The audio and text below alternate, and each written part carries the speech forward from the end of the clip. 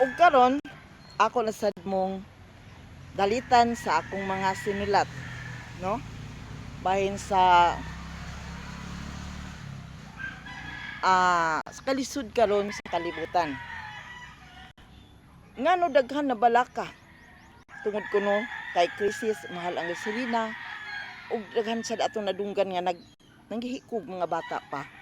Karon mga igsuon, ani ay ako kamong lingawn o dalitan mag-uban kita karong kahaponon nga mamati sa akong mga sinulat alang kaninyo. Ang kalibutan puy-an gayud pagkanindot og ilabi na sa tanang butang sa Dios kamo nakasabot og sa tanang panahon kanunay kamo sa maayo naningkamot.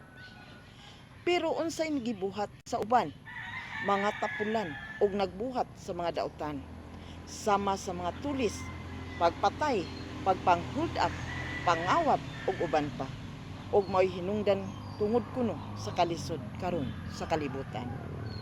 Mga igsuon, dili lisod ang kalibutan puy-an. Ang nakalisod mao ang inyong mga pinuhatan.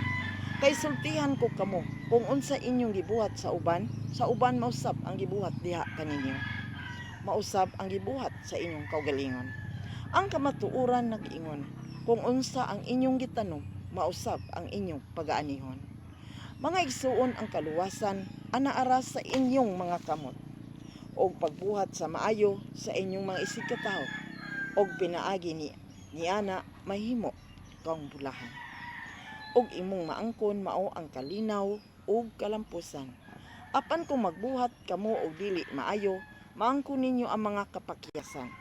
Busa ang kasulbaran karon sa inyong mga kalisod o problema,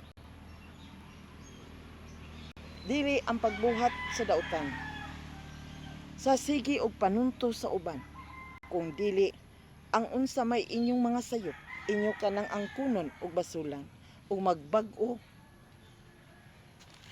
kamo igsuon mentas nga mga buhi pa kamo ning kalibutan. O pinaagi niini masulbad ang inyong kawad-on sa tarong nga mga pamaagi, sama sa pagpamaligya og utanon, saging, pagpamalit og botilya og uban pa.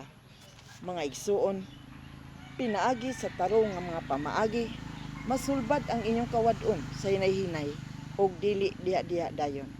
Ang gikinahanglan mao ang inyong pagbag-o. So mara kini mga igsuon, kini akong sinulat para kini sa mga tao nga nangit-ngit na ang ilang mga nahuna tungod sa kalisod karon sa panahon.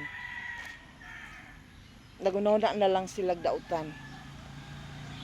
Sige, wala sila masayod. Pero ang Diyos anaa kanato, nag-ingon siya, God is our provider. So, mobalik kitang kaniya.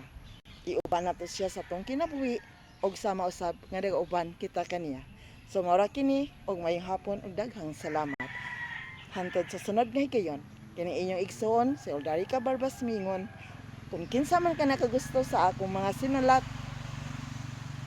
or sa akong mga kumpos sa mga balat or tula, baliw ko maigsuon sa pag-subscribe sa akong channel na si Eldarica Barbas. Umiingon. See you next time. Bye-bye. Ingat.